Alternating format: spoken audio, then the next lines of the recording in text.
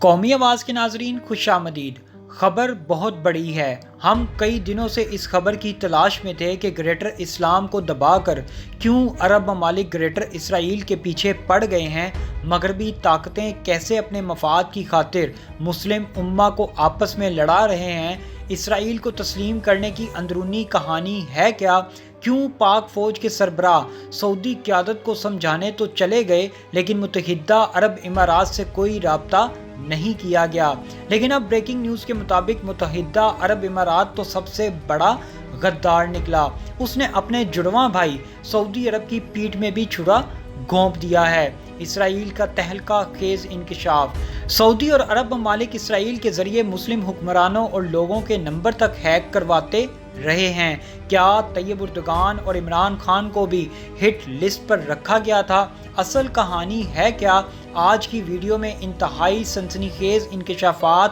آپ سے شیئر کریں گے۔ دوستو، ویڈیو میں آگے بڑھنے سے قبل اگر آپ نے قومی آواز کو ابھی تک سبسکرائب نہیں کیا تو اسے سبسکرائب اور بیل آئیکن پر کلک ضرور کریں، کیونکہ یہ میری اور آپ کی نہیں بلکہ پوری قوم کی آواز ہے۔ متحدہ عرب امارات نے 13 اگست کو ایک مشترکہ بیان کے ذریعے اسرائیل سے معمول کے تعلقات استوار کرنے کا اعلان کر کے دنیا کو حیران کر دیا، اور یوں وہ اسرائیل کے ساتھ تعلقات قائم کرنے والا پہلا عرب ملک بن گیا۔ اسرائیل اور خلیجی ملکوں کے درمیان پس پردہ تعاون کئی سال سے چل رہا تھا، جس کا نقطہ عروج اس سال جنوری میں امریکہ کے مشرق وسطی امن منصوبے کا سامنے آنا تھا، جس کو خلیجی ممالک کی حمایت حاصل تھی۔ لیکن سرکاری ذرائع اور ذرائع ابلاغ نے خلیجی ملکوں اور اسرائیل کے درمیان پس پردہ تعلقات کو منظر عام پر لانے سے عام طور پر گریز ہی کیے رکھا۔ اس پس منظر میں اسرائیل اور متحدہ عرب امارات کے درمیان تعلقات کو معمول پر لانے کا اعلان واضح طور پر ایک بہت بڑی تبدیلی تھی۔ اسرائیل سے تعلقات کو معمول پر لانے سے جڑے نازک معاملات سے نظر چراتے ہوئے متحدہ عرب امارات کے ذرائع ابلاغ نے نئے رشتے کے فوائد کو اجاگر کرنے پر توجہ مرکوز کر دی۔ اس کے ساتھ ہی ابو ظبی نے غرب اردن کے مقبوضہ فلسطینی علاقوں کو اسرائیل میں ضم کر کے اسرائیلی حکومت کے منصوبوں کو معاہدے کی شرط کے طور پر ختم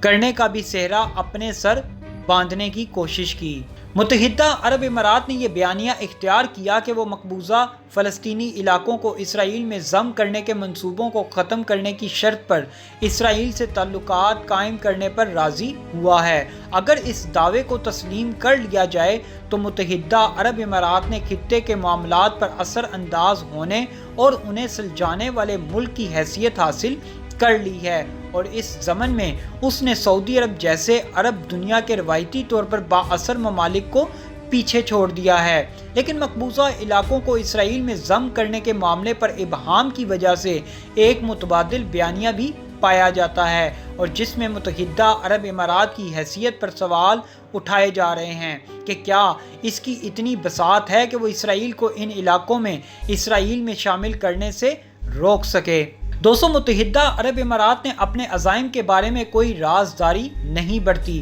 لیکن وہ اپنی خارجہ پالیسی کے بارے میں زیادہ تر خاموشی ہی اختیار کیے رکھتا ہے، اور اس نے خطے میں اپنے حلیفوں کی ہمیشہ پس پردہ مدد کرنے کو ترجیح دی ہے، باوجود اس کے کہ متحدہ عرب امارات نے خطے کے تنازعات میں دیگر خلیجی ریاست کے مقابلے میں بہت سرگرم کردار ادا کیا ہے، جن میں یمن، لیبیا اور کسی حد تک مصر کی اندرونی سیاست بھی شامل ہے، اور اس کے مفادات قرن افریقہ تک پھیلے ہوئے ہیں۔ ان تمام تنازعات میں اس کی مداخلت کی کچھ وجوہات ہیں، جن میں ایران اور ترکی کے بڑھتے ہوئے اثر و رسوخ کو کم کرنا اور اسلام کی سیاسی تحریکوں کو اپنے سرحدوں سے دور رکھنا ہے۔ بادشاہت کی وجہ سے اس سارے کھیل میں اس کے اور سعودی عرب کے شاہی خاندان کے مفادات یکجا ہو جاتے ہیں۔ امریکی وزیر خارجہ مائک پومپیو نے کہا ہے کہ متحدہ عرب امارات کے بعد دیگر عرب ممالک کے بھی اسرائیل کو تسلیم کرنے کے قوی امکانات ہیں۔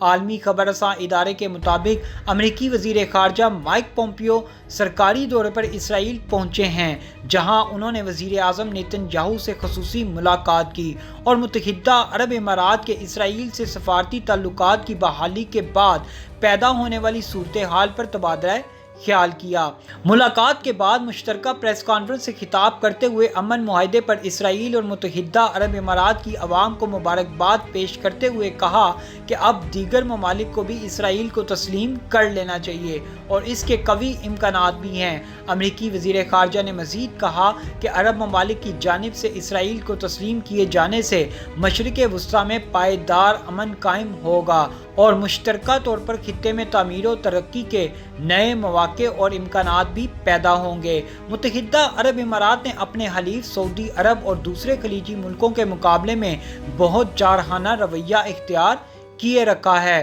جہاں سعودی عرب کا رویہ قدرے محتاط رہا اور اس نے ہمسایہ ملکوں سے اٹھنے والے خطرات کو دبانے اور ٹھنڈا کرنے کو ترجیح دیے رکھی۔ وہیں متحدہ عرب امارات کے موجودہ ولی عہد محمد بن زید نے کئی قدم آگے بڑھ کر اپنے تمام وسائل کو بروئے کار لاتے ہوئے خطے اور اس کے باہر بھی تنازعات پر اثر انداز ہونے اور ان کا حل اپنے حق میں ممکن بنانے کے لیے تمام تر کوششیں جاری رکھیں۔ ایک مرحلے پر متحدہ عرب امارات یمن کے طویل بحران میں سعودی عرب کے بھی سامنے آ کھڑا ہوا تھا، جہاں اس نے اپنے سابق اتحادی کے برخلاف سعودی عرب کی حمایت یافتہ اور بین الاقوامی طور پر تسلیم شدہ یمن کی حکومت، جس کی سربراہی منصور ہادی کر رہے تھے، اس کے مقابلے میں علیحدگی پسند جنوبی عبوری کونسل کی حمایت شروع کر دی۔ بالکل اسی طرح سعودی عرب کا شاہی خاندان حالیہ برسوں میں آہستہ آہستہ اسرائیل کے قریب ہوتا جا رہا تھا اور خاص طور پر ایران سے لاحق ہونے والے خطرے کے تناظر میں، لیکن سعودی شاہ اور ولی عہد پہلے ملک کے اندر اس کی راہ ہموار کرنا چاہتے تھے، کیونکہ اسرائیل سے تعلقات قائم کرنے کے بارے میں شدید مخالفانہ سوچ پائی جاتی ہے اور خطے میں وہ اپنی ساکھ پر بھی کوئی حرف نہیں آنے دینا چاہتے۔ اس کے برعکس متحدہ عرب امارات کے موجودہ ولی عہد محمد بن زید ملک کے اندر مخالفانہ اور تنقیدی آواز کو مکمل طور پر دبانے کے بعد اس بات کا خطرہ مول لے سکتے تھے کہ وہ خطے کے تنازعات میں دوسروں سے آگے بڑھ کر کردار ادا کرے، چاہے وہ عالمی وبا پر قابو پانے کا معاملہ ہو یا انسانی امداد کا، اور اس دور میں وہ اسرائیل سے معمول کے تعلقات قائم کرنے کے موڑ پر آ گیا ہے۔ دوستو، تمام باتوں کے باوجود متحدہ عرب امارات کی طرف سے اسرائیل سے تعلقات قائم کرنے کی پیش رفت نے خطے میں طاقت کے توازن کو ہمیشہ کے لیے بدل دیا ہے۔ غالباً فلسطینیوں کی قیمت پر ابو ظبی نے خطے میں اسرائیل کا نیا اتحادی بن کر امریکہ سے بھی اپنے تعلقات کو مزید مستحکم کر لیا ہے۔ اندرونی اور خارجہ امور میں اپنی جارحانہ اور حقیقت پسندانہ سوچ کا فائدہ اٹھاتے ہوئے اس نے علاقائی سیاست کو نئی مشکل دینے میں کلیدی کردار ادا کیا، جو کہ نہ صرف اسرائیل فلسطینی تنازع میں بلکہ وسیع تر معاملات اور ایران کے خلاف خطے کی سیاست کا پلڑا ایک طرف جھکا دے گا۔ ایسی مزید معلوماتی ویڈیوز دیکھنے کے لیے قومی آواز کو سبسکرائب اور بیل آئیکن پر کلک ضرور کریں، کیونکہ یہ میری اور آپ کی نہیں بلکہ پوری قوم کی آواز ہے۔